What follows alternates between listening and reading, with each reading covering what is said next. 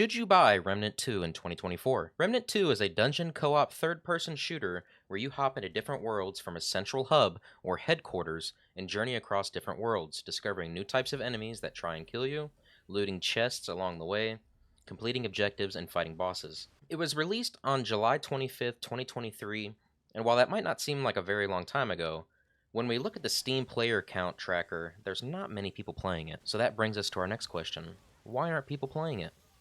Well, this game has the same playstyle as other popular games such as Dark Souls and Elden Ring, so some players might find it too hard or intimidating to play, as they just can't get down the dodge sequences and the player moves that each of the AI have.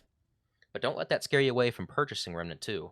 If you're having a hard time beating a certain area or killing a certain boss, you can switch the world to public, and now other people can join your world and help you overcome whatever's giving you trouble. And on the other side of the coin, if you're really good at a certain boss or want to try and get another item in a certain part of a world that you didn't encounter in your first playthrough, you can also join other people's world as well. Remnant 2 is very, and I repeat this, very co-op friendly, so do not be afraid to play with other people. Lastly, what is the main reason you should buy Remnant 2 in 2024?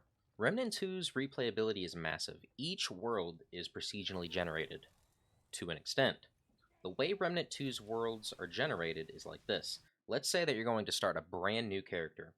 When I select a new campaign, a certain role or predetermined adventure has now been selected for you. Each world has 2 to 3 different variations that you could get that would cause you to miss out on finding certain items or fighting certain bosses that another person playing through the same world but on a different role might have as well. There are a total of 5 worlds in Remnant 2. This does not include the headquarters that is in Remnant 2 called Ward 13. These 5 worlds are Nerud, Yaisha, Labyrinth, Losam,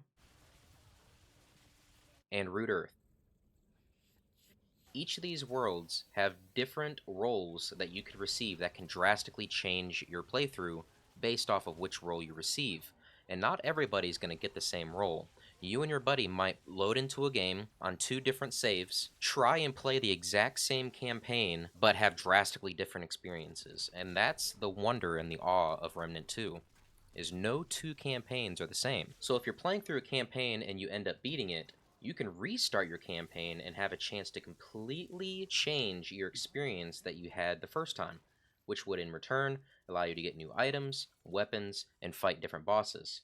The replayability is endless. If you've never heard or seen anything about Remnant 2 before this video, and have now changed your mind and decided to buy it, let me know in the comments section. I want to know what your guys' thoughts are. Thank you everybody, appreciate it. Tune in for the next video.